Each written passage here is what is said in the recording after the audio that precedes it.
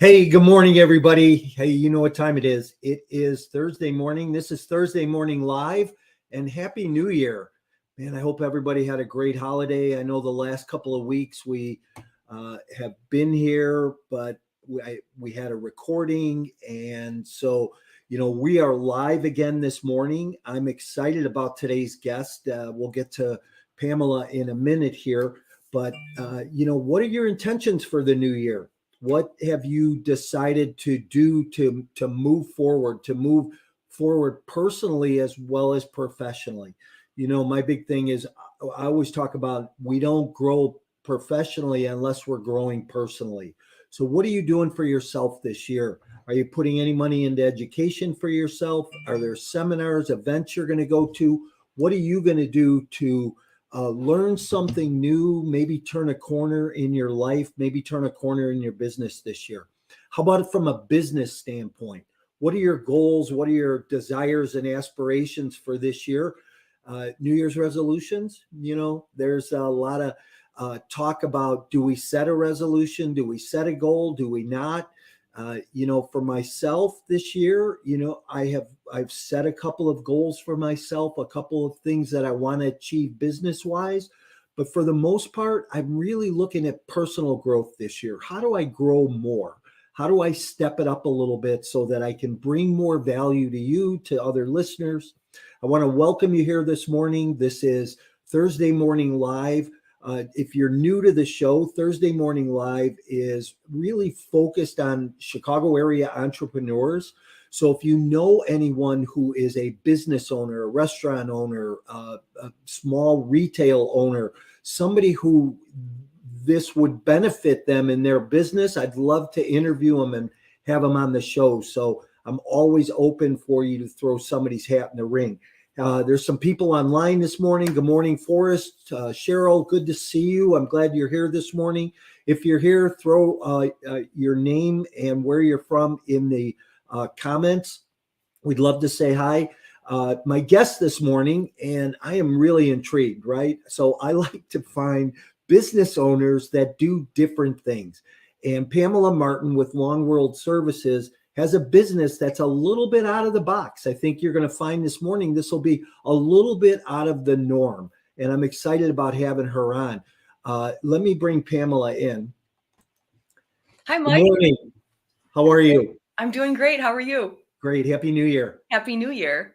Good to see you. I know that when I first talked with you and learned about your business, I was extremely intrigued and interested in your business because, you before the show, you and I were talking about stories that we have from being in business for as long as we have. Mm-hmm. And I know that you've got some great stories. So I'm looking forward to digging into some of that. So hope you have a couple good ones on the top of your mind. Definitely. Hey, Pamela, I always start my shows, my podcasts and that with one question. And that is, in one word, what best describes you personally and professionally? I think openness is the word that describes me personally and professionally. Mm-hmm. Okay. I think that I really love unpredictability. I love new things. I love new challenges. And I think that kind of being married to one way of doing things or one way of looking at the world can be pretty detrimental to personal growth. So, I always like to approach my work and my everyday experience with being open to what could happen. That's awesome. So a couple of years I've been doing these podcasts and I asked that question. Mm-hmm. And as a matter of fact, I have one of my assistants has been going back and we're taking that question and that first word and we're starting to write a book.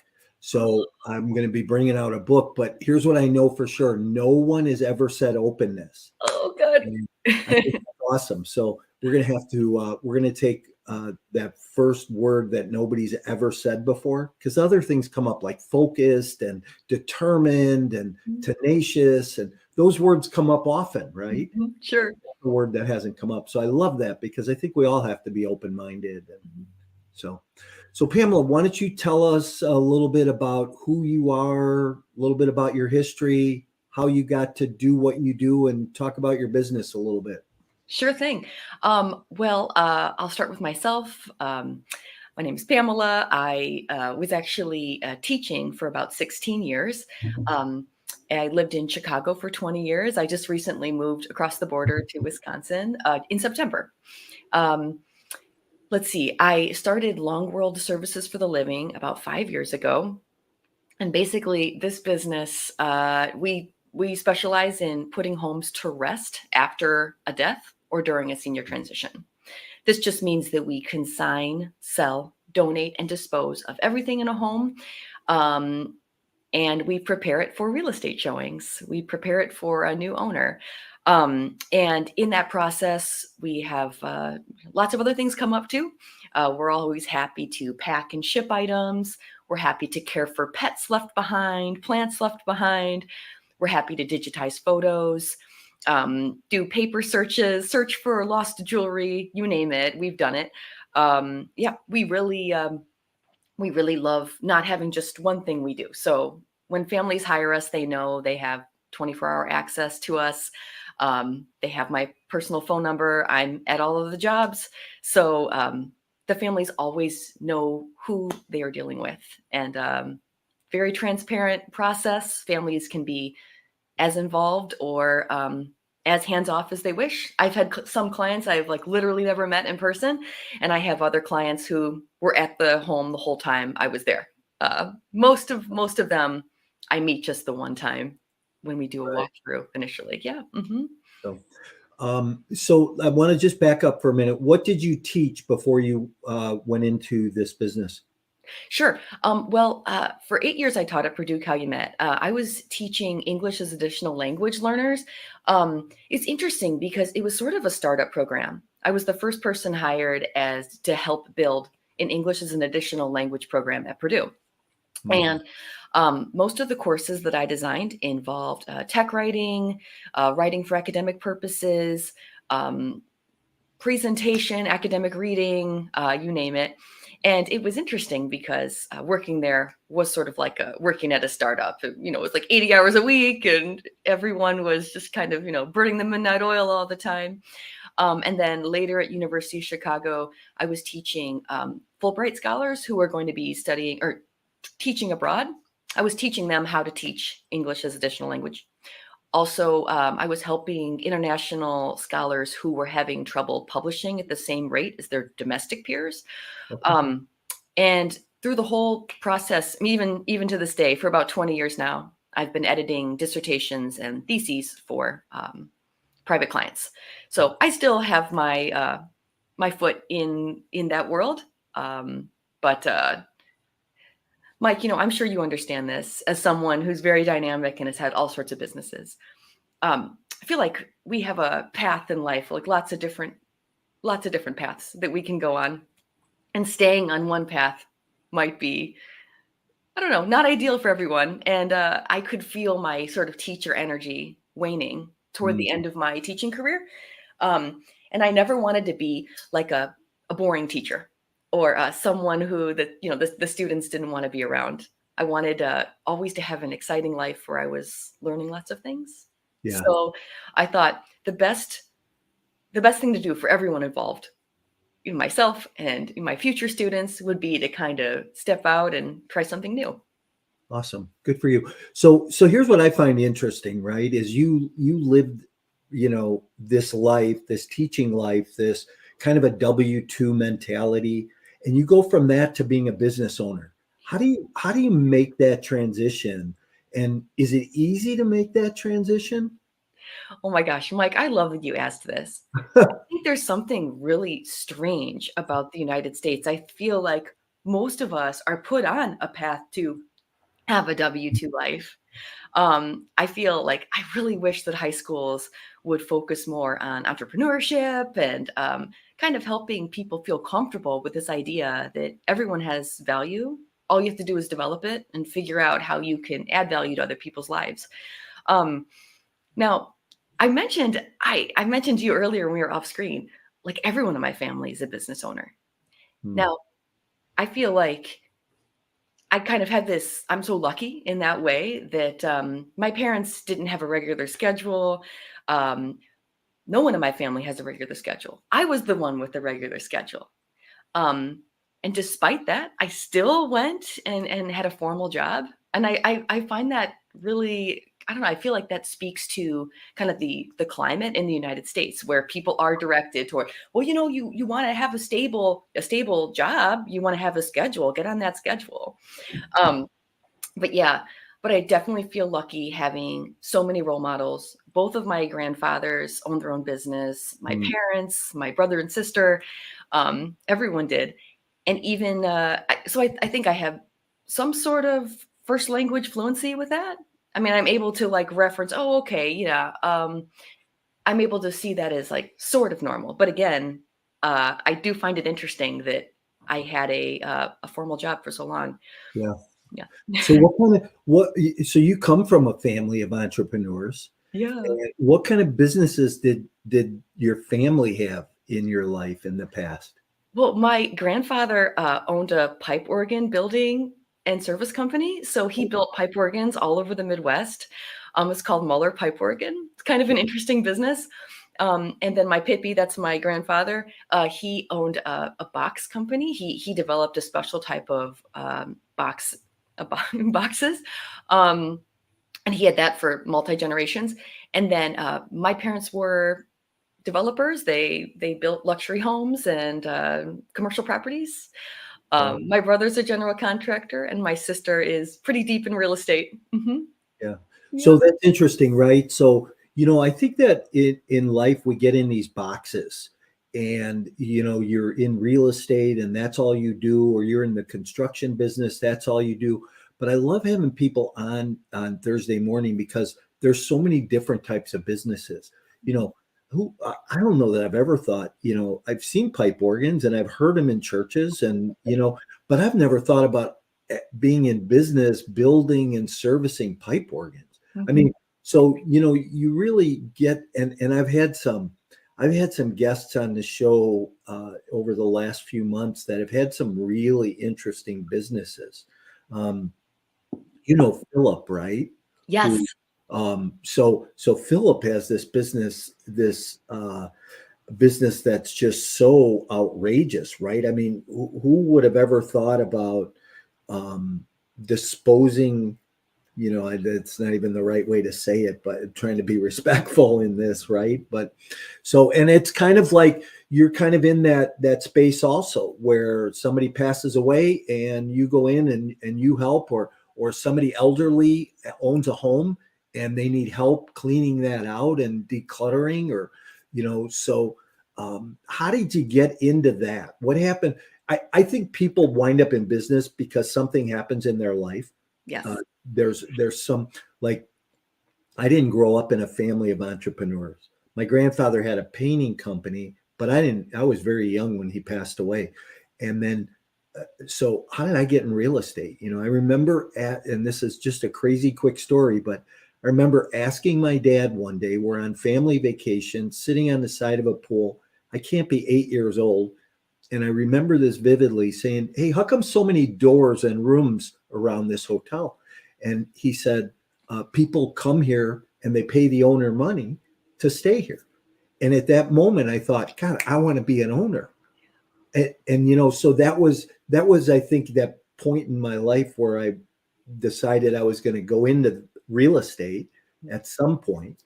But how did you go? What happened in your life? How did you go from teaching into helping people clean out their houses, clutter? Well, it's sort of a sad story. It's definitely a sad story. When I was teaching at Purdue Calumet, my dad passed away unexpectedly, and he and I were very close. Now, he lived at the time on a lake in Michigan. So I needed to take the time off work to go take care of his funeral and also put his home to rest. My brother and sister and I were just scouring the internet. We're like, oh, we'll just pay somebody to take care of all of his things. Like we literally thought we couldn't imagine there not being a business that would do that.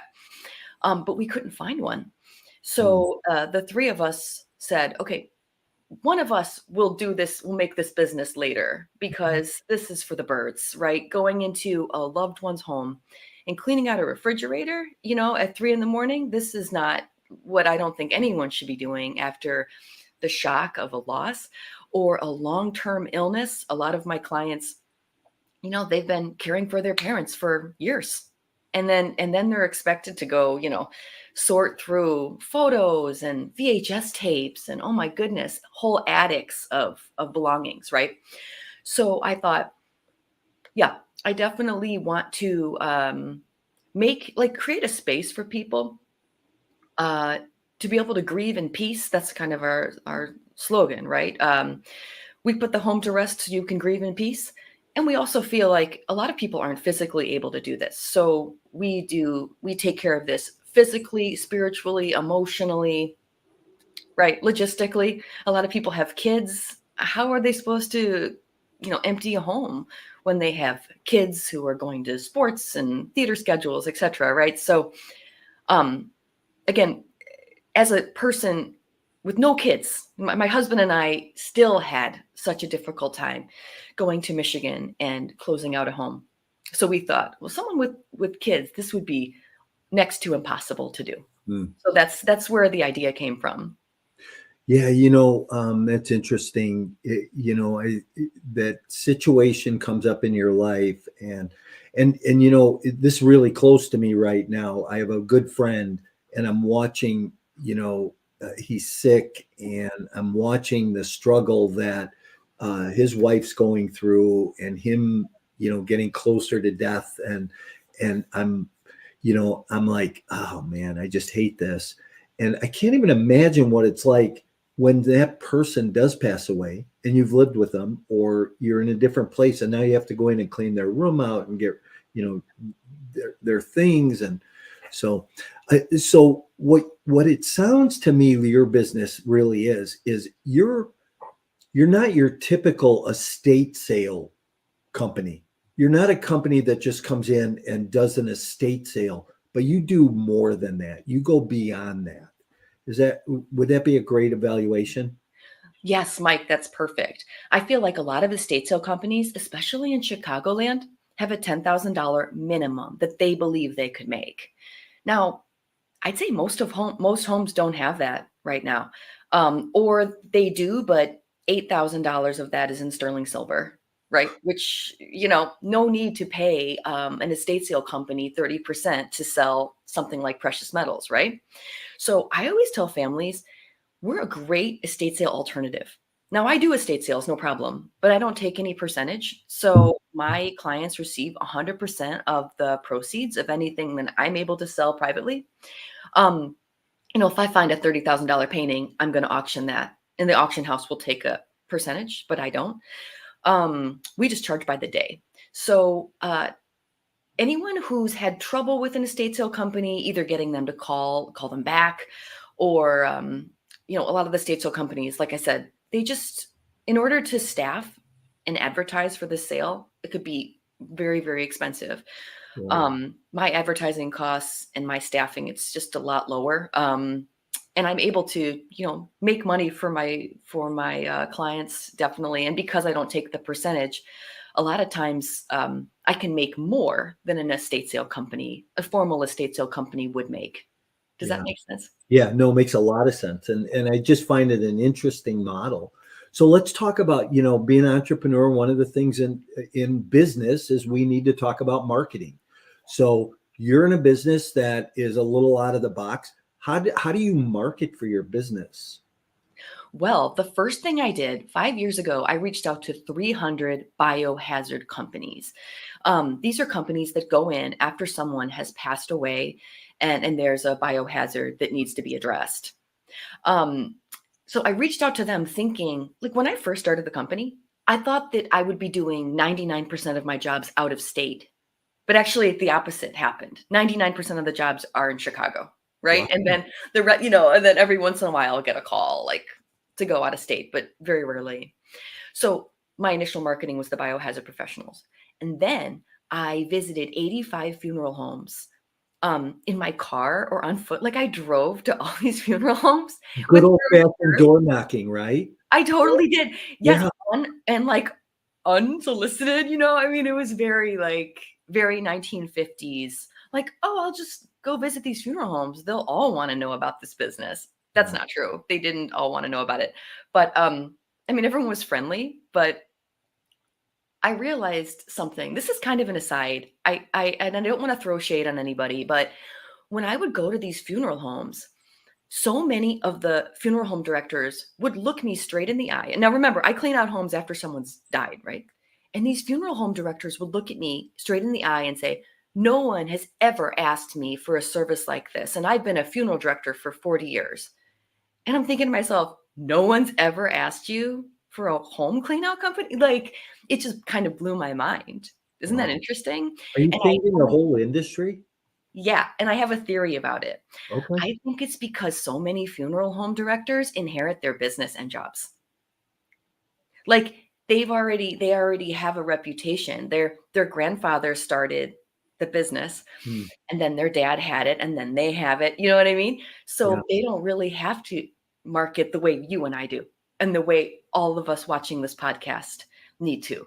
Like it's very like they just have business. People die and so they don't really have to offer as much value as we do. So that was my theory about that. Um, so I kind of learned my lesson the hard way visiting the 85 funeral homes. But then later, I just started hooking up with all of these financial planners and estate planning attorneys Hmm. and real estate agents. So I reached out to as you folks know on this podcast, they're senior real estate specialists, the SRES Yeah. designation. And I reached out to hundreds of those people, cold emails, just like calling people. I mean, I really I don't know. I don't know what got into me, but I was like, I'm gonna make this business work. I Good do for not you. want to teach anymore. I have to figure this out. So yeah, so mostly senior, and then now most of my jobs come from senior real estate specialists, estate planning attorneys, financial planners. So, Interesting. And do you continue to market to them to attract new ones as well as keep relationship with your existing clients? I definitely need to do that more. Last year I was so busy that I feel like some of my relationships, um, look, someone like you, a veteran business owner, I think that you would look at my model and be like, "This is the wrong way to do this, Pamela." But I'm at all of the jobs. So a lot of times I don't have time to develop and maintain those relationships the way I should be doing. Like in E-Myth and Yeah. all the business books, they tell you that you should be spending time finding you know, new leads, but I really love the work itself too. Yeah.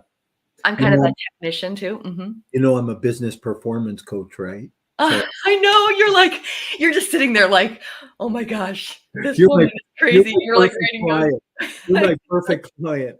I know. I know. I know, it's so true. I just wish there were like 10 more hours every day, Yeah, I need like 10 we more all hours do. every day. Yeah. Yeah, we all do for sure. Yeah. Uh, Hey, so here's the thing that I really enjoyed the first time we met, and I see it again this morning is you're so joyful, right? You're a person that is just bubbly and a lot of fun, and I have to imagine that when you walk into some of these people's lives who have just had this tragedy happen or are in this dark place, that you have to bring some life to them. And I think that I just see that you're a natural person to do that. Do you think that you impact people's lives by who you are, your spirit? Thank you so much for that compliment. That is just so kind of you to say, and I really try to. Um, you know, there's no one job or one client that's the same. I have had so many types of clients, including, people who like are just so frustrated that they have to deal with this.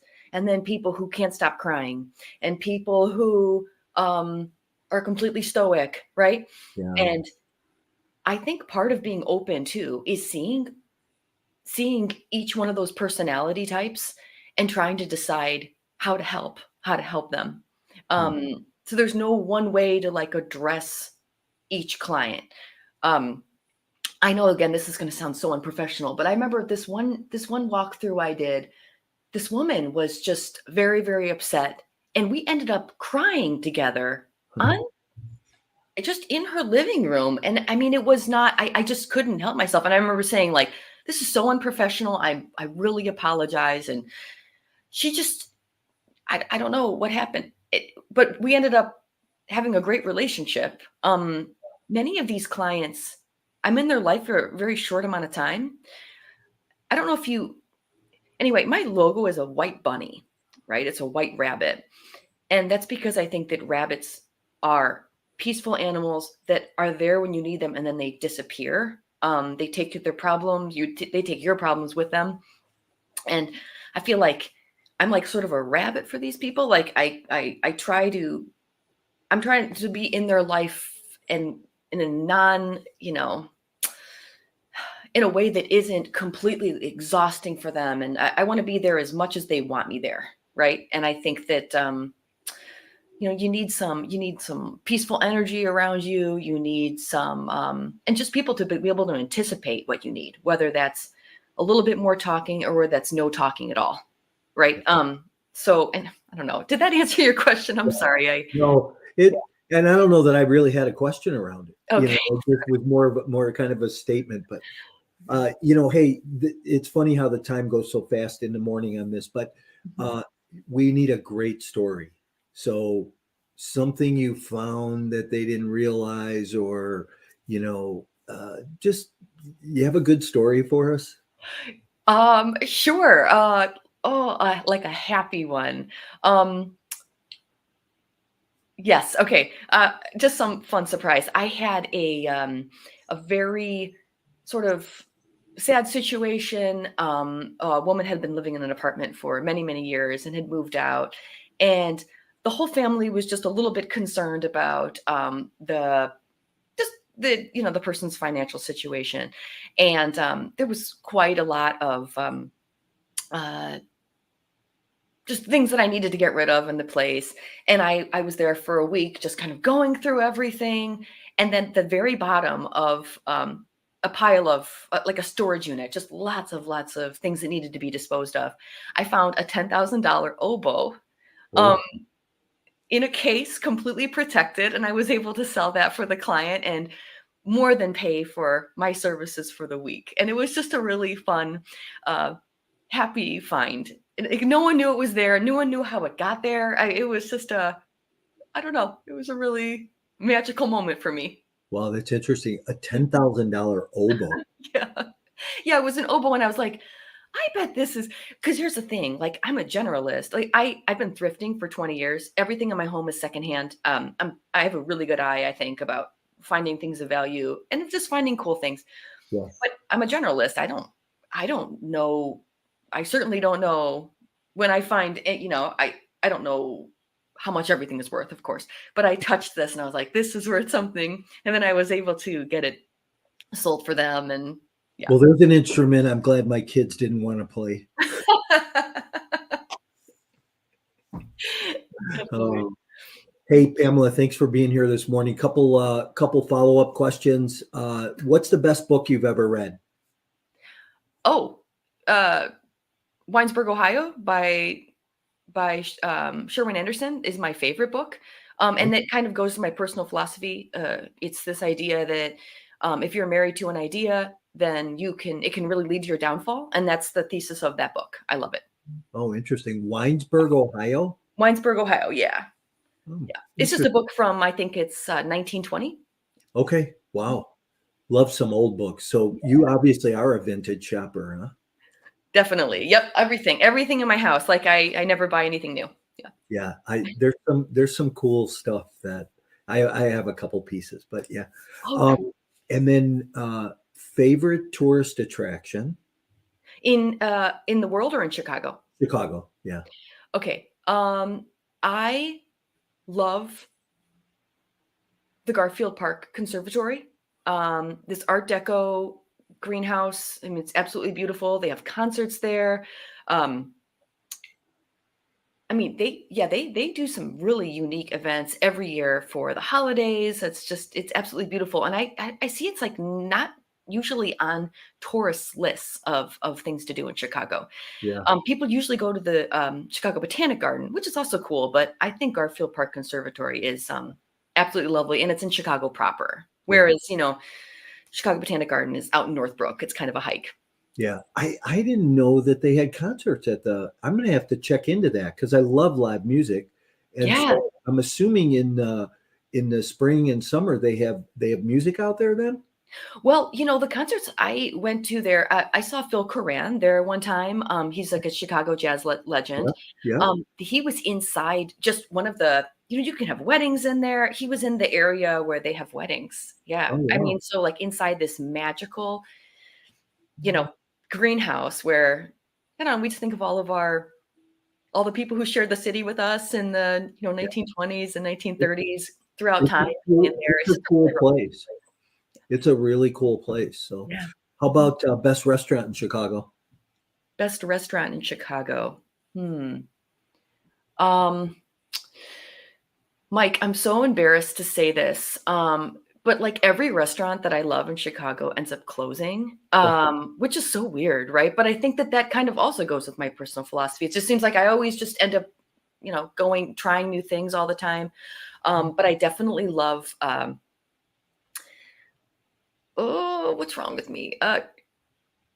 Where do I take people? What's wrong with me, Mike? Oh my gosh. Yeah, I How think was that it? all the places have closed. I'm so sorry. I really love Okay. tapas places. Like, Cafe Iberico was my favorite on Oh, LaSalle. I love Remember that. that place? Yeah. Yeah. Yeah. I But they was just closed after like 20 years. I know I was so disappointed too. They had great tapas. But Great. there's Cafe Barbariba and, Yes. and Delicious. there's a newer place in Fulton Market that's pretty good. Barrico, I think it's called. Oh, Um, great. Thanks for the tip. yeah, I love Fulton Market. It's so cool. Halstead and Randolph. It's Great. like right on the corner. Check But it out. they've really great bacon wrapped dates. And Nice. so, anyhow, Pamela, how do people get a hold of you?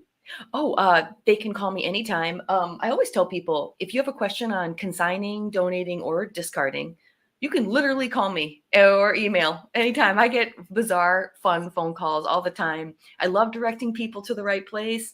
Yeah, it's I'm a natural problem solver. So give me a call, or you can give me an email at pamela@longworldservices.com. And if you ever come across any antique motorcycles, call me. Oh, great. I will. Yeah. That sounds wonderful. Okay. Hey, great having you on this morning. I'm going to move you out. I'm going to say goodbye and just hang with me in the back room for a minute. Okay. Thank you so much. So Thanks. much. Bye bye, everybody. Hey, everybody, there was an interesting guest, huh? What an interesting business model. And, so it could be kind of a sad situation, but then again, it could be kind of a happy situation because you never know what you'll find, right? But if you're in a situation where you have a client that has a house that's maybe cluttered that needs help decluttering or cleaning out, or someone passed away, call Pamela and Long World Services to help you get that done. Thanks for being here, but it's never too late to set some goals and build a business plan for yourself.